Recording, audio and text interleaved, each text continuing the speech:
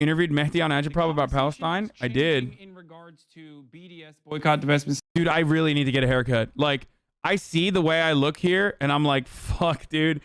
Like, oh God, I need a haircut so bad. Sanctions movement in America, partially because of progressive Muslims like Rashida Tlaib and Ilhan Omar. Palestinians don't have to be saints in order to deserve the basic rights that all of us take for granted, right? Miftah has said things that I disagree with. They made an anti-Semitic statement that they apologized for. The point is, when you go there, I say this as an American Jew. My children go to Jewish day school. I lead services in an Orthodox synagogue. Judaism is the center of my life. The first time I went to spend time with Palestinians in the West Bank, it was a shattering experience. The only thing I could imagine would be similar for American would be going to visit the Jim Crow South. When you see people living under the control of the state with no rights, they cannot become citizens. They cannot vote for the state that controls their lives. They do not have free movement. They need a pass to move from city to city. They live under a military legal system. The consequences are more brutal than we can imagine sitting here. So do I agree with Miftah? Of course not. I had a close friend who was killed in a suicide bombing. But Palestinians don't. You could have made the same argument if you went to visit SNCC and said, oh, they were connected with communists. Some of their people have made anti-white statements. The point is, what Ilhan Omar said is the most important point. People need to go and see for themselves. I've never seen anyone who's gone and seen for themselves and not been transformed by the experience. So I know you have some thoughts about this, so let's hear it. I mean, this is remarkable. This is a radical change in the Overton window shifting right in front of our eyes, where CNN is discussing the conditions in which Palestinian people living in the West Bank are subject to these horrific conditions, horrific living conditions by the state of Israel, America's greatest ally and the only democracy in the Middle East, if you ask Republicans and even liberals. Very much so. I mean, it's definitely shifting.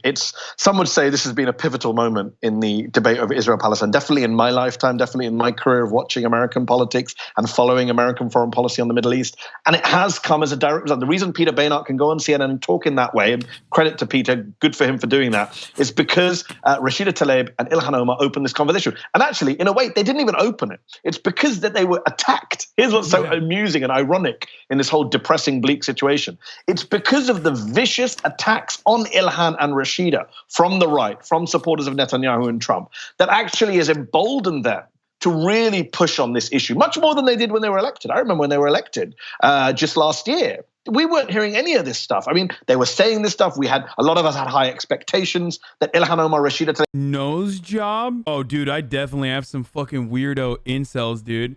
Why the fuck would I get a nose job? You motherfuckers will see my eye bags from not sleeping because I'm like working insane hours and be like, oh, it must be a nose job. Straight incel shit, my guy. Boom, gone. See in the Middle East, if you ask.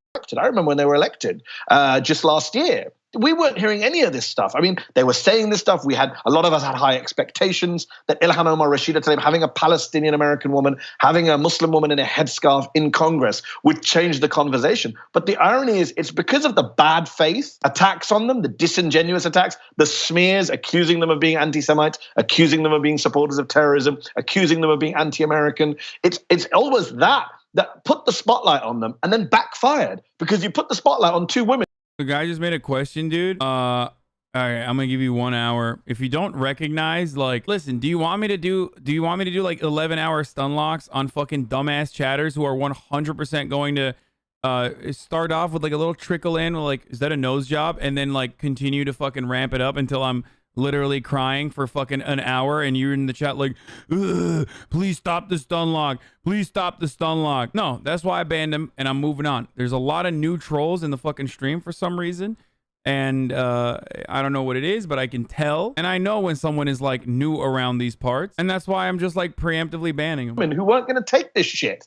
And we're actually going to come out and hold a press conference as they did yesterday and speak emotionally, passionately in that way to humanize the Palestinian people, to humanize refugees in the way that Ilhan and Rashid has done. So the attacks on them have backfired from Trump downwards. I know that Donald Trump and his advisors think this is going to be our election campaign, and yes, it will help them energize their racist MAGA base. I get all that.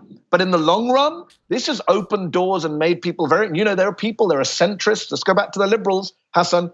There are liberal supporters of Israel, the PEPs, the progressives except Palestine, the people who are lefty on every issue except when it comes to Israel. There are those people who want it to be a bipartisan issue. They don't want to say anything more than, I support a two-state solution. We'll have that one day with a peace process. And they don't want to have this uncomfortable conversation about occupation, about boycotts, about the dehumanization of Palestinian people, both in the Middle East and here in the United States. And these guys, these two women, by doing this, have totally transformed the conversation. And I'm not sure that liberal supporters of Israel can put the genie back in the bottle now. Yeah. Speaking, I mean, this was like, of which, by the way, this was kind of predictive of the future. Like we had this conversation back on August 23rd, 2019. August 23rd, 2019. And we were talking about the changing tides. And now, I hate to change subject, but what would you do if Ilhan Omar being the only Democrat to vote against sanctions on Turkey? Okay, then don't change the subject. You don't hate to change the subject. Here, take a day off. Think about what you did.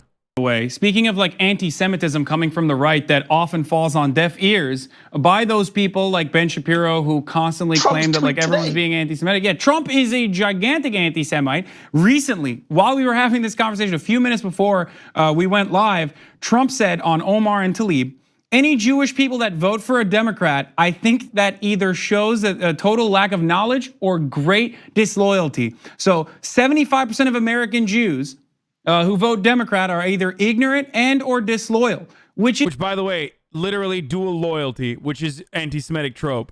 But again, if you're a friend to Israel, if you're a supporter of Israel, you can say as much anti-Semitic shit as you want, and it doesn't fucking matter. It doesn't matter. Anyone who is in opposition to Israel, though, any sort of criticism will immediately be considered anti-Semitic. Anyway, this very trope came up in 2000 when Lieberman was on the ballot. How is it anti-Semitic when Ben Shapiro said the same thing? Bad Jews, KW. Oh, that's it. That's fucking anti-Semitic. Thank you for nuking the people that are like, different voice, different voice. Yes, different voice sounds different on different microphones, chatters. This is how it works. Yes, I am familiar that there's a Channel 5 video. It's right here. We will watch it eventually. Please shut the fuck up, okay? There was some other shit that I wanted to say about fucking this Mark Ruffalo situation, but I guess this is all I have for the time being, okay? Like, how does it feel to have 30,000 children? It's usually wonderful. It's oftentimes wonderful. I'm incredibly fucking fortunate, that I have we've all been able to build a community like this that is tolerant, that is open-minded, that cares about the plight of marginalized peoples, that also fucking regulates relatively well. Of course, much of that has to do with our sick moderation team as well. So it is good. I think it's great. I mean, there's a fuckload of trolling that goes on here, which sucks, but open-minded hates British people, though. This is true. Just kidding. I love British people. I'm literally in the process of interviewing a Brit right here. British person. That is anti-Semitism. That is anti-Semitism, indeed. Yeah, Ben Shapiro's done this too. You mentioned Shapiro. He said the similar things. Yeah, if you're not a real Jew, if you're a liberal or a leftist. What's interesting about Trump, first of all, let me say two things in response to that, which I hadn't seen. The two things I would say is, number one, with Trump, it's always projection, right? Whenever he says something, it's really related to him. Yeah. So when he says, oh, if you're anti-Semitic, voting for Democrat, actually it's the exact reverse. You would argue anyone who votes for Donald Trump and the Republican Party in this age of white nationalism, in an age where people are going into synagogues and shooting them, and we now have Republican talking points leaked to the press, which show that they're told not to talk about white nationalism at all and just talk about the left, basically endangering Jews in synagogues across the United States. Yeah, why would you vote for that party when you have people like Steve Scalise who says, I'm David Duke without the baggage? When you have people like Kevin McCarthy who says Jewish billionaires are trying to buy the Democratic elections? When you have people like Louis Gohmert, who's obsessed with George Soros, or Matt Gaetz, who invites Holocaust terrorists to State of the Union. That is the modern Republican Party. It's basically a white nationalist party now. So yes, I would ask why the 25% of Jews who vote Republican still vote Republican. But what's interesting is the second point I'd make, Hasan, is this is not a new conversation. The Republicans for several years now have been trying to peel off American Jews and get them to vote Republican. We saw that with Romney. We saw that. Remember when Huckabee said, Barack Obama is leading Jews to the oven? Do you remember that? Yeah. Yeah. Also, fucking Bibi Netanyahu literally was just like kept routinely saying, because of the Iran denuclearization deal, which was probably Barack Obama's signature foreign policy accomplishment, that he was like an incredible threat to Israel's existence, the most anti-Semitic fucking administration ever. Despite the fact that the Biden-Bama Democrat literally turned around and gave Bibi Netanyahu and Israel $38 billion on their way out. ridiculous, cheapening the Holocaust there. No one called him an anti-Semite at the time on the right. That was all part of this obsession with why are these Jews voting for Barack Obama when he's throwing Israel under the bus? He wasn't throwing Israel under the bus. He gave Israel more weapons than any president in modern history. But also, he also got more votes. I think this is true. He got more votes, Barack Obama, from Jews than any human being in the history of mankind. No human being on earth has had no Israeli prime minister has had more Jewish votes than Barack Obama got. So it didn't work with Obama. I don't think it's going to work with the next presidential candidate. I will laugh my head off if Bernie Sanders is a Democratic presidential candidate and Trump decides to use anti-Semitism as his card against the first Jewish presidential candidate in American history. 100% that's coming. I mean, there is a reason why you can tie a direct line, like you can draw a direct line from cultural Bolshevism and cultural Marxism, which are fascist dog whistles historically used and created by Nazis, to the modern day Republican Party and their messaging and how similar it is. Sometimes literally the exact same. By the way, remember Democratic Majority for Israel PAC was the first super PAC that attacked Bernie Sanders and literally attacked him. Created by the same people that fucking, this is why I'm a bravophobic person, by the way. Created by the same people that fucking criticize Corbyn in the UK, that turned around and like built the Democratic Majority for Israel PAC to criticize Bernie Sanders and call him anti-Semitic. They did that. When they talk about Soros.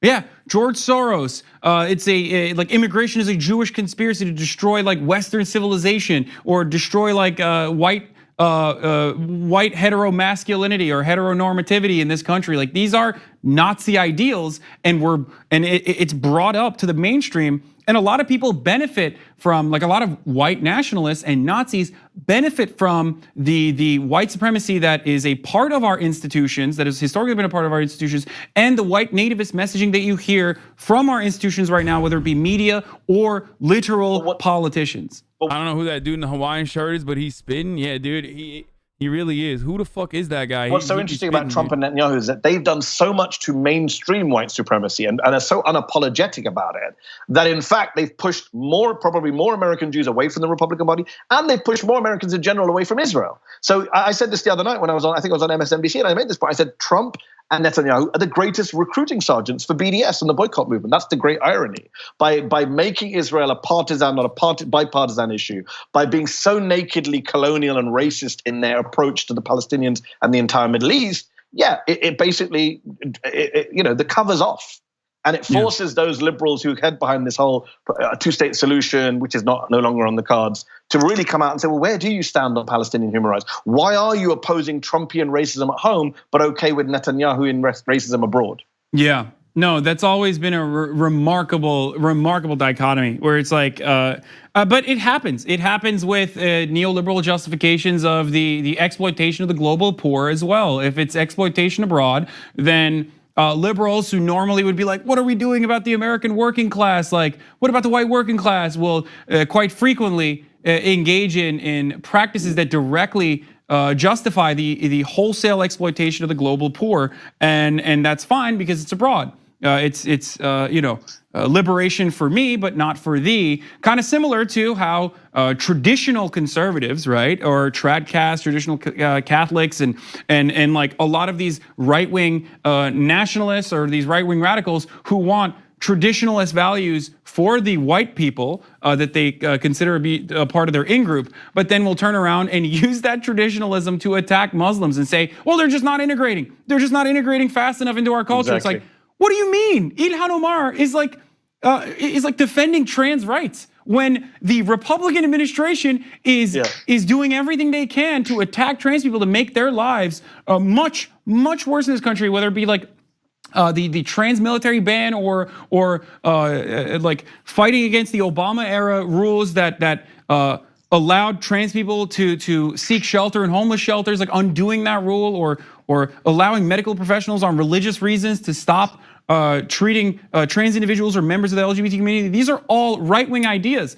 And ironically, they are similar to the fundamentalist, right-wing, conservative Muslims, which a lot of liberals try to paint the entirety of the Muslim religion, entirety of Islam and followers of Islam as. So you know, it's a weird situation. No, I wasn't using contact lenses. I just don't. I literally just hate the way that my I used to hate the way that I look with glasses. I still kind of do, but I just got used to it. So I would never wear glasses, and I just wouldn't see. Close your fap top. That's my old fap top. So speaking of fucking horrible tweets.